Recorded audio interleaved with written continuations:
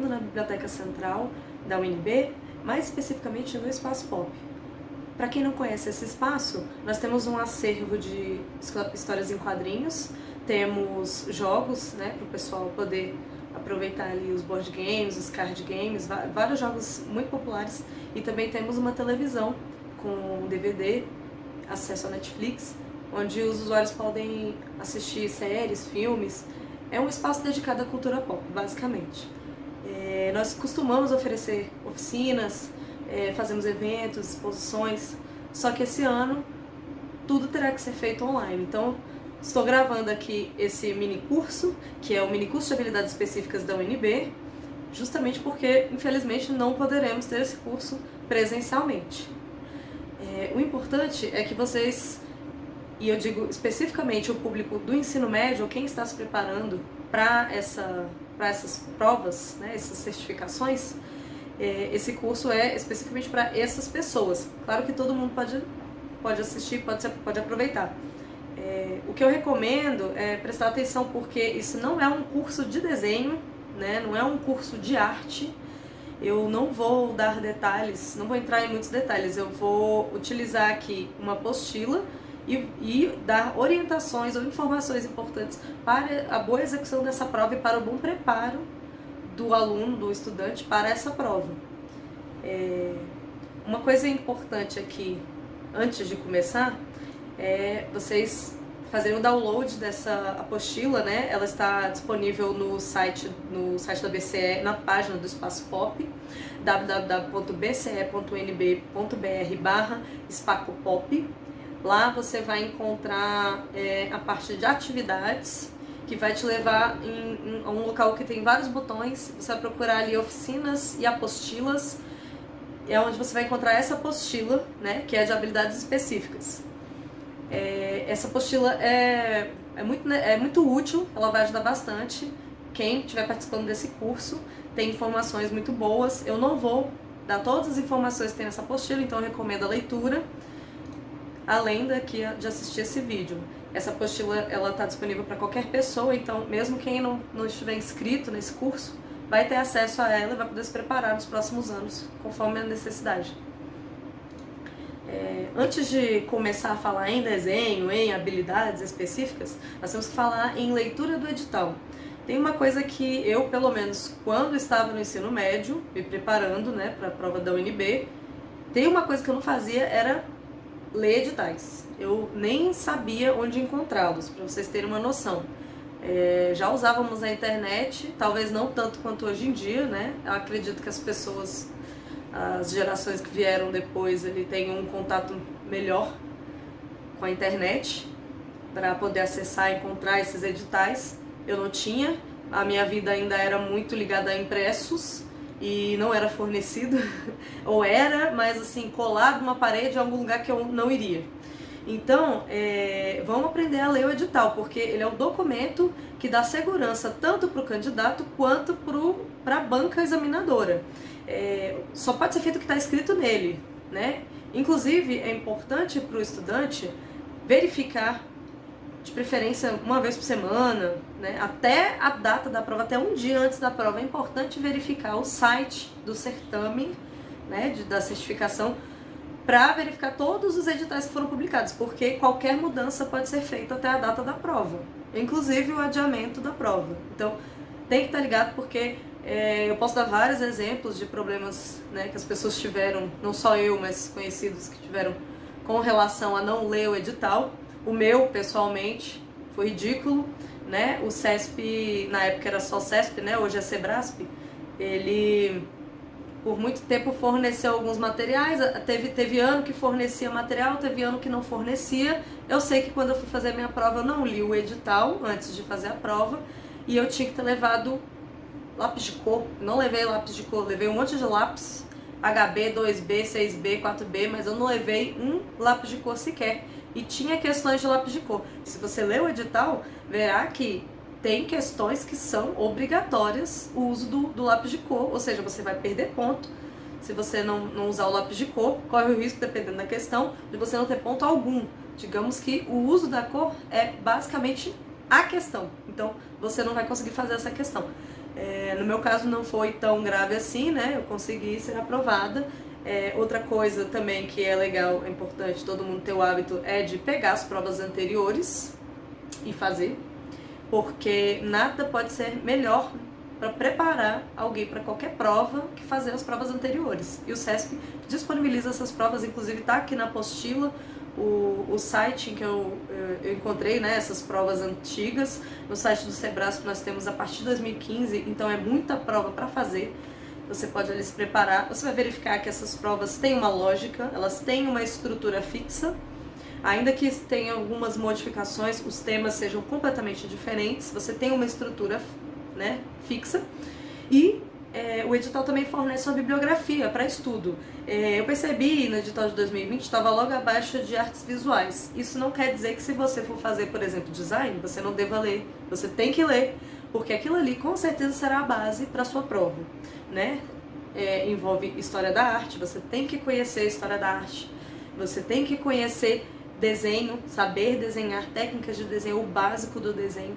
Claro que a prova não vai exigir que você faça um desenho perfeito de nada, não é isso que eles estão procurando exatamente, mas você tem que ter conhecimentos de desenho e tudo será fornecido neste curso. Eu coloquei aqui na apostila o edital organizado em tópicos. Isso aqui foi bom pra mim, né, pra fazer a própria apostila, mas pode ser útil quando você for ler o edital ou pela segunda, terceira, quarta vez, para você ir direto ao ponto. É muito mais fácil, né, se você tiver um resumo como esse. Não deixem de verificar se você tem direito a um atendimento especial, o que você tem que fazer, os prazos são diferentes, então nem todo mundo vai ter que seguir esses prazos. Ou se você tem direito à isenção de taxa, geralmente essas coisas têm que ser comprovadas, tem um prazo lá específico que você tem que verificar, você tem que ir lá, você tem que correr atrás, né? Se você for deficiente, tem que ter um laudo. Então, não deixem de ir atrás disso. Tudo é possível, é passível de recurso, né? Então, vamos dizer que se seu pedido seja indeferido, você ainda pode entrar com recurso. Entre com o seu recurso, tente o máximo que você puder. Corra atrás dos seus direitos. Isso é o básico ali do cidadão, né? Verifique com carinho todos os materiais que você tem que levar, não só os materiais, mas verifique também as condições. Por exemplo, caneta esferográfica? Tá, mas ela tem que ser de tinta preta, ela tem que ser de material transparente, não caia na burrice. Já aconteceu comigo também, eu levei uma caneta que não era transparente, eu tive que pedir para alguém emprestado, por sorte alguém me emprestou, isso pode não acontecer, né? Sacola transparente, então também já aconteceu comigo, eu não levei uma sacola, eu tive que levar as coisas na mão, eu tive que levar tudo, carteira, documento na mão, porque eu não tinha uma sacola, né, transparente que me permitisse entrar, acessar o ambiente de prova. Eu acredito que seja interessante, no final do curso nós vamos fazer um simulado, então tenham o cuidado de fazer conforme o edital, né, faça dentro do período de 4 horas. Eu também não vou atribuir nota a esses simulados, eu vou pedir para todo mundo mandar, vou passar o e-mail, né, para todo mundo mandar essa prova resolvida, mas eu não vou atribuir nota. Por quê? Porque o enfoque aqui do curso não é te dar um número, né? O enfoque aqui é você tirar 10. Você vai lutar para tirar 10. Então você vai fazer o simulado, vai verificar o que foi que você poderia melhorar, o que foi que você fez de bom, né? Que você pode aproveitar e vai fazer de tudo para tirar 10. Então não tem porquê eu dar números aqui, não faz o menor sentido também, pelo menos na minha opinião. Essa certificação ela tem validade de 4 semestres, então fica de olho, porque nos próximos 4 semestres tem que passar no vestibular. Ou pelo menos faça ela no período ali que você acredita que vai te ajudar. Temos aqui a bibliografia na apostila. Antes de falar da bibliografia, eu quero falar aqui da estrutura da prova. Eles falam muito pouco quando se trata de design, artes visuais, mas eu tenho algumas observações a fazer. Com relação à arquitetura, é bem objetivo. Sempre vai ter, quando diz aqui 4 questões, não é 4 questões, são quatro tipos de questões, né, na prova. Então você vai ter um desenho de observação ou mais, um desenho de memória, um desenho de criação e um desenho de raciocínio espacial. Muitas vezes o que você vai ter é 3, 4 questões dentro de cada um desses tópicos. Se prepara para isso. Você pode ter 4 questões de raciocínio espacial, 4 questões de desenho de criação. É sempre bom se preparar para o pior, né? A gente tem que se preparar para a situação mais grave possível. Uma coisa que é preciso se acostumar quando você vai fazer uma prova de habilidades específicas, pelo menos quando se trata de arquitetura, eu não vou dizer tanto nas outras provas, né? Mas como tem o desenho de observação, eles dão um pouquíssimo tempo para você observar, né? O tempo de observação não é suficiente para você fazer um desenho legal. Então o que acontece? Pratica bastante a sua capacidade de esboçar o melhor que puder no menor tempo possível, porque isso vai fazer a diferença na hora. O tempo que eles vão dar para você observar o objeto para a primeira questão, o meu acho que foi 10 minutos. Às vezes são vários objetos ou várias posições, né, do mesmo objeto, então pode ser 2 minutos, é bem pouco. Então você vai ter que fazer ali só esboços. Depois eles vão retirar o objeto e você tem que se virar ali. Fazer o sombreamento, fazer, né, textura, essas coisas. Então não adianta querer que esteja lá para sempre, que não vai estar. Se você for fazer em casa para se preparar um desenho de observação, você vai pegar o objeto e colocar ali de 2 a 10 minutos. Ou mudar de posição, né? Tenta simular ali o que acontece na hora da prova. Os conhecimentos, eu vou resumir aqui para o que importa. Quando se fala de prova de arquitetura e urbanismo, de desenho, né, de arquitetura e urbanismo, eles pedem muito técnica, eles pedem muito habilidade de desenho mesmo, literalmente. Eles vão pedir ali uso de cor, eles vão pedir desenhos desenhos que vão testar sua criatividade, mas ela é muito mais focada na técnica. Muito mais focada nesses conceitos básicos de desenho. Quando você vai para artes visuais, tem ali uma relação muito maior com a história da arte, né? Com você conhecer os artistas, conhecer as obras, conhecer as intenções, a história delas, o contexto delas. Então, não adianta você querer fazer prova de artes visuais, artes plásticas, sem ler um livro de história da arte. Pelo menos dá uma revisada, né?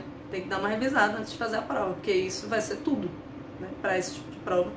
Tem também ali muita questão de técnica, só que não é tanto assim do desenho em si, mas técnica de arte. Então eu vi muita colagem, né? Você tem que fazer recortes, colagens, pinturas em cima,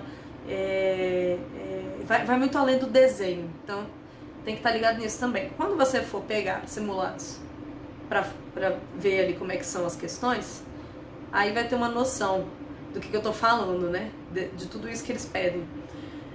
O design, ele tem muito a ver com interpretação, representação, com sensibilidade, eles chamam, né, de sensibilidade, que é você perceber, por exemplo, através de um desenho, de uma obra de arte, de um design, você conseguir perceber as intenções, né, do artista, onde que ele quer chegar com aquilo, ou você conseguir representar alguma coisa, uma sensação, né, um sentimento, uma emoção. Eu acredito que para todas as provas tem que ter raciocínio espacial, ela é extremamente importante. Enfim, vamos passar um por um. Mas por que eu estou falando tudo isso? Porque esse curso, ele não está dividido. Eu não vou chegar aqui, primeiro vamos falar de arquitetura, não. Todo mundo vai ver tudo, todo mundo vai ter que estudar história da arte, todo mundo vai ter que estudar aqui interpretação de obra de arte, interpretação de texto, representação, todo mundo vai ter que estudar desenho, porque no final das contas cai em todas as provas. A diferença é o enfoque, né? Você vai ter mais enfoque dependendo da prova que você vai fazer. Você tem que estar preparado para isso. Mas aqui no curso todo mundo vai ver tudo. Não tem nada sendo desperdiçado aqui.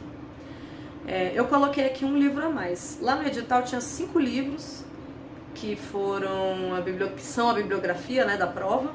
Eu coloquei uma a mais aqui só para complementar, digamos assim, né? Porque eu vi que não tem muita coisa, não tem tanta coisa ligada ali a técnicas de desenho, essas coisas, então seria útil para vocês puderem dar uma olhada nesses livros, né? Ter um contato aí.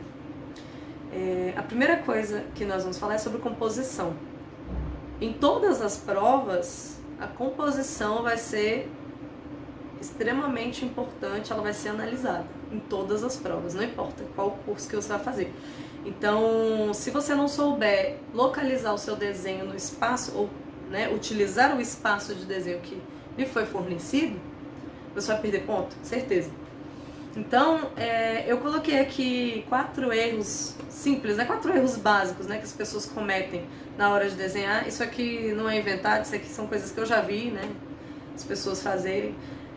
Não sei se é um problema de quem não sabe desenhar. Eu acredito que muitos desenhistas, bons desenhistas, cometem esses erros, porque a gente quando aprende a desenhar sozinho, né, não faz um curso nem nada, a gente não vê esse tipo de coisa, ou não percebe, né? Não percebe esses detalhes, né? A composição ali no espaço. Então, por exemplo, se você faz um desenho muito pequeno num quadro enorme, você não está fazendo bom uso do espaço, né, que você teve para desenhar. A mesma coisa acontece se você faz um desenho muito grande. Ou você pode extrapolar, né, o quadro, o que é terrível, não pode acontecer, ou você pode acabar encostando no quadro, nas linhas do quadro, né, no fim do espaço ali que você tem, que isso também não é bom. Para o desenho ter, não é qualidade a palavra que eu quero dizer, mas para você dar importância ao seu desenho, você tem que saber localizar ele no quadro. Ele não pode ser tão grande que ocupe totalmente o quadro, pelo menos se for um objeto só. A gente tenta fazer menor e criar um contexto para ele, ou pelo menos respeitar uma borda imaginária, né? Porque é extremamente deselegante, é incômodo para o observador um desenho que termina na borda. Outra coisa que pode acontecer é você fazer num tamanho ótimo, mas ele tá muito no canto. Aí não faz sentido. Por que ficou essa área em branco, né? Isso não faz sentido. Então, para você fazer a composição, você tem que ter uma noção do que você está fazendo. A composição mais simples que existe é você centralizar o desenho, né? Cria um X com base no quadro que lhe foi dado, cria ali uma borda e você vai fazer o esboço do desenho conforme essas linhas guia, né, que você criou aqui. Depois você vai apagar tudo e desenhar em cima do seu esboço. Muito simples. Muitos desenhos podem ser resolvidos assim, na prova. Tem alguns desenhos que pedem simplesmente um objeto. Você não precisa perder seu tempo criando um contexto, mas você tem que colocar o objeto da melhor forma possível dentro do quadro. Regra dos terços é para quando você tiver que criar um contexto, né? Ou seja, você for fazer um fundo. Eu já vi uma questão que pediu uma paisagem. Então, se você for trabalhar com paisagem, é claro que você não vai fazer simplesmente a paisagem. A questão em si, ela pedia para você falar sobre algo que você via, por exemplo, pela janela. Então, vamos dizer que você viu uma casa. Você não vai simplesmente desenhar uma casa, porque o que você vê pela janela é o mundo, inclusive aquela casa. Aquela casa está chamando a atenção. Então, ele é o seu objeto principal. O que você vai fazer? Você pode utilizar a regra dos terços. Eu não vou trazer aqui nessa apostila toda a infinidade de possibilidades de composição que existem. Você pode pesquisar se quiser, tem muita informação na internet, você pode utilizar durante os seus treinos de desenho, você pode utilizar. Porém, eu acho que esse aqui é o básico. Se você souber isso aqui, você mata as questões da sua prova. Quem tem tempo pode usar como quiser, né? Mas eu acredito que isso aqui é suficiente. Então a regra dos terços é o seguinte: você vai pegar o espaço que tem e dividir você vai criar, né, linhas horizontais e verticais, dividindo em 3 partes iguais. Puxa, mas eu não tenho uma régua na prova. Como é que eu vou saber que essas partes são iguais? Olhômetro, e se você quiser fazer linhas retas, você pega um lápis e desenha com o outro. É muito simples. Agora, é olhômetro mesmo. A gente tem que praticar também essa capacidade, porque a prova não te dá a possibilidade de ficar usando muito ferramenta ali para ficar fazendo um desenho perfeccionista. Também não é isso que eles querem. Eles querem ver a sua capacidade de lidar ali com o tempo que você tem. Né? O que você consegue fazer no tempo que você tem e com as ferramentas que você tem, que são poucas. Né? A prova de arquitetura é a que menos tem ferramentas. Se você for para o design, por exemplo, já pode usar mais algumas coisas. Se você for para artes visuais, tem materiais a mais. A prova de arquitetura é a pior que tem. Se for de design, você tem régua, você tem esquadro, que eu saiba, você tem todos esses materiais, dá pra fazer aqui os terços direitinho. Se for de arquitetura, é olhômetro. Todo mundo vai estar no mesmo barco, né? Ninguém vai ser melhor do que ninguém nessa aula. A não ser que você não tenha capacidade nenhuma. Aí é bom praticar o olhômetro. Então, ir lá desenhar, dividir. Sempre que for fazer um desenho, fazer essas linhas guias justamente para você pegar esse hábito. Depois de fazer as linhas guia, você vai verificar esses cruzamentos, que é onde você vai localizar o seu objeto principal de desenho. O resto é a sua composição, né? O seu fundo. A paisagem, no caso. Essa cabra está localizada justamente em um desses cruzamentos. Por que que está no cruzamento inferior? Porque eu quis mostrar aqui as montanhas. Então, dependendo da paisagem que for fazer, você vai utilizar os textos de forma diferente. Você pode querer localizar mais em cima, mais embaixo. Se eu tivesse uma lagoa aqui, eu ia querer que minha cabra estivesse mais em cima, para mostrar algo que está mais embaixo, né? Use com carinho essa regra dos textos, que você vai fazer uma composição muito legal. Forma. Eu não vou explicar muito o que é forma, porque eu acho que todo mundo sabe o que é forma, certo? Mas o que isso tem a ver com o meu desenho? Tem a ver com você ter que fazer um desenho com a forma correta. Se você tem um animal aqui, por exemplo, tem esses exemplos aqui, né? Se você tem uma mão que tem esse formato de D, os dedos, né, são compridos, alongados, tem falanges e tal, você tem que seguir essa forma. Veja que o esboço aqui, inclusive o desenhista, separa cada falange do dedo, né? E essas falanges têm tamanhos específicos, a palma tem um formato específico. Quando você esboça, você está analisando justamente essa forma. A forma é as linhas mais simples do seu desenho. Ela é a parte mais importante dele também. Não adianta você fazer uma sombra perfeita numa mão deformada. Então, o esboço é o que vai permitir você criar uma forma mais próxima do que você vê, né? Praticar o esboço é importantíssimo. Eu acredito que quem não tem o costume de esboçar o desenho, deva começar agora. Então, já vai fazendo seus desenhos, né, para praticar com um esboço. Começa do mais simples para o mais complexo, porque na hora do desenho de observação, você não vai ter tempo de fazer o desenho completo. Você vai querer ter feito um esboço, e um esboço muito bem feito, porque o esboço tem que estar seguindo a forma do objeto que você vê. Essa é a forma de fato, né, do que estamos falando aqui. É a forma do objeto. É o que o seu esboço está representando. O resto, você vai ali apagar umas linhas, vai fazer sombra, mas é a forma que vai te dar a pontuação dessas questões. Proporção. Todo objeto, ele tem proporções. As proporções são o quê? Quando você compara partes. Então, por exemplo, você tem uma cabra, certo? O corpo dela é maior do que a cabeça. Se você fizer a cabeça maior do que o corpo, sua cabra está deformada. Se você fizer a orelha do tamanho da cabeça, a sua cabra é orelhuda, é outra espécie, não sei que espécie de cabra é essa. Então, quando você está fazendo desenho de observação, você tem que aferir esses tamanhos na hora de passar para o seu esboço. Qual a dica que eu dou? Pelo menos a que eu uso, né? O que eu já usei. Você pega um lápis, você tem um lápis, né? Você vai pegar o lápis, fechar um olho, medir, marcar no papel. Mede outra parte, marca no papel e vai esboçando o seu desenho, tendo certeza de que os tamanhos estão proporcionais. É muito rápido, não precisa de regra. Da mesma forma que as partes da cabra têm proporções, né, entre si, você também tem que verificar os diferentes objetos que estão no seu desenho. Então, se você tem no seu desenho aqui, o meu exemplo não faz o menor sentido, mas é só para ilustrar. Você tem uma cabra, uma caixinha de comida chinesa e uma cebola. Você sabe que a cabra tem que ser maior do que a caixinha e a caixinha tem que ser maior do que a cebola. Então, a mesma coisa, a mesma lógica é aferir os tamanhos, verificar tudo. Se você tiver um olho bom, ótimo. Se você não tem, não deixa de fazer isso, porque não custa nada, não toma muito tempo e traz qualidade para o desenho. Pega a prática nisso. A composição com o fundo também, a mesma coisa. O que acontece com o fundo?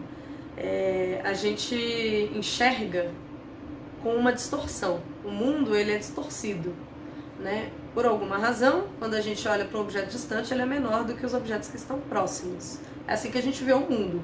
A perspectiva cônica é uma técnica que nos permite aproximar o nosso desenho de como nós vemos o mundo, né? Mas eu não vou falar, né, nessa parte de proporção, não vou falar de perspectiva, não. O que é importante você observar na hora que for desenhar, se for um desenho de observação, por exemplo, ou se for um desenho de criação que seja, é que os objetos distantes são menores do que os objetos que estão mais próximos do observador. Por essa razão, essa cabra, que é muito menor que uma montanha nevada, tem o mesmo tamanho dela, né? Por causa da perspectiva. Isso é suficiente. Isso aqui é uma brincadeira. Quem puder, né, participar, que é muito legal. De vez em quando eu vou fazer umas perguntas e vocês podem colocar a resposta nos comentários, que é pra gente criar uma discussão. Então, aqui eu tô perguntando o que parece desproporcional nesses desenhos, né? E se há um motivo para essa desproporção. Por quê? Porque todos esses desenhos, eles têm uma sátira por trás, né? Eles têm uma razão por trás. Uma sátira ou que eles querem dar uma ênfase, né? O artista, ele tem essa liberdade, principalmente nos cartoons. Então a gente vê aqui as meninas superpoderosas, elas têm um cabeção gigantesco, né? Um olhão gigantesco, mas por quê? Porque o artista quis enfatizar os traços infantis delas, né? São menininhas super fofinhas, elas estão na pré-escola, sei lá, no jardim de infância, mas elas lutam contra o crime, né? É uma coisa assim que você não imagina, uma criança bem pequena quebrando, batendo no vilão e tudo mais. Então é justamente pra te dar esse desconforto, né? Ai, que menina fofinha, ela luta contra o crime, ela é violenta, ela bate, machuca e tal. O Mickey Mouse, ele tem uma razão ali mais antropomórfica, né? Eu não sei se é essa palavra. O Walt Disney, quando ele criou aqui o Mickey Mouse, ele quis dar a um rato a forma humana, né? Ele quis que você visse nesse rato e identificasse uma forma humana. Não um rato, né? O rato tem as patinhas bem pequenininhas, mas ele enfatizou aqui os pés, ou seja, ele é bípede, né? Como um ser humano, e as mãos com dedos, polegar, opositor, justamente para enfatizar essa forma humana. Esses dois personagens têm mais ou menos a mesma lógica, só que em períodos diferentes da história, né? Então a interpretação muda, dependendo do período da história. O Brutus, ele quer enfatizar um homem que é muito macho, muito forte, machão, bruto, mas ele é um cabeça oca, né? Olha o tamanho da cabeça dele em relação ao corpo. A mesma coisa, mais ou menos, é o Johnny Bravo. Ele é aquele machão fodão, né? Ele é o pegador, ou pelo menos ele se acha. Então só que ele tem um desenho relativo aqui à nossa visão mais moderna, né? Ele é o típico bombado, né? É um cara de topetão, tem os bração, peitoral gigante, mas as perninhas são minúsculas, né? Lembra muito o pessoal ali na época dos anos 90, até os anos 2000 também. Tava muito na moda os jovens usarem anabolizante. E como é injetável, né? O que ele fazia? Eu vou economizar, vou injetar onde eu acho que é mais importante. Peito, braço. E ficava aquela perninha fina, super esquisita. Então ele é justamente a caricatura, né? Ele é esse estereótipo de bonitão, entre aspas, né? Da sociedade moderna.